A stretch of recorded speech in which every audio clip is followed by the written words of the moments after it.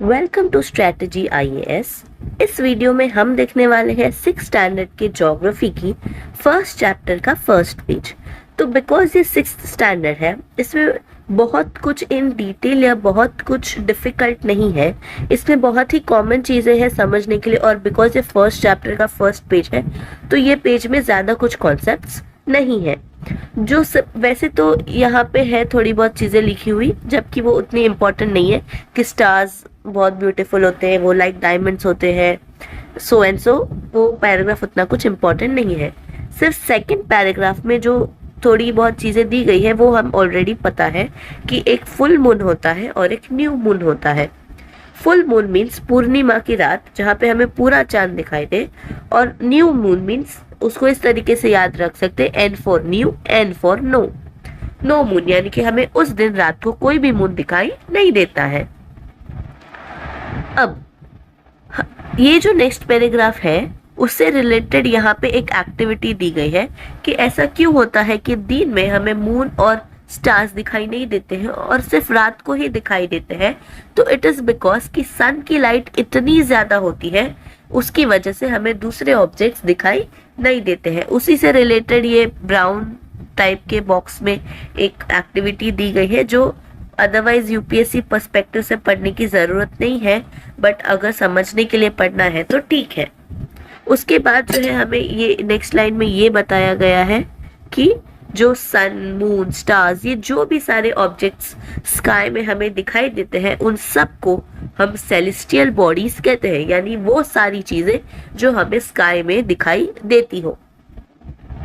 अब next paragraph जो है वो उसमें थोड़ी सी इम्पोर्टेंट बात है और थोड़ी सी याद रखने वाली भी बात है, जैसे कि some celestial bodies are very big and hot. कुछ सेलेस्टियल बॉडीज होती है जो बहुत बड़ी होती है और बहुत हॉट होती है। वो किससे बने होते हैं? वो गैसेस से बने होते हैं। उनके पास उनकी खुद की हीट और उनकी खुद की लाइट होती है जो वो बहुत ही लार्ज अमाउंट में एमिट करते हैं, यानी कि थ्रो करते हैं बाहर पे, और इन सेलेस्टियल बॉडीज को कहते हैं स्टार्स। तो ये स्टार का एक डेफिनेशन है कि जैसे प्लैनेट अलग होता है और स्टार अलग होता है, तो ये दोनों चीजें में कुछ डिफरेंसेस होते हैं। तो स्टार वो चीज है जो गैस से बनी हुई है, जिसके पास उसका खुद का लाइट है और उसका खुद का हीट है, उसको बोलेंगे हम स्टार।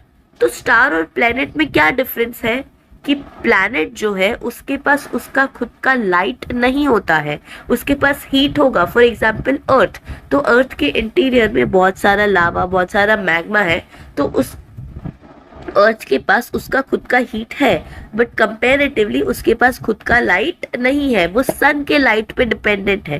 तो वो सारे ऑब्जेक्ट्स जो गैस से बने हैं, जिनके पास लाइट हो प्लस उनके पास हीट हो, तो उनको हम स्टार्स कहते हैं। और ये बात हमें याद रखनी है। और ये प्लैनेट और स्टार्स के बीच का जो डिफरेंस है कि प्लैनेट के पास खुद का लाइट नहीं होता है, वो दूसरे किसी ऑब्जेक्ट के लाइक किसी स्टार के लाइट पे डिपेंडेंट होता है। ये बात हमें बहुत याद रखनी है।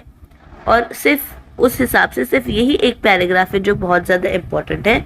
अदरवाइज ये term celestial body, full moon और न्यू मून इतना ही याद रखना है।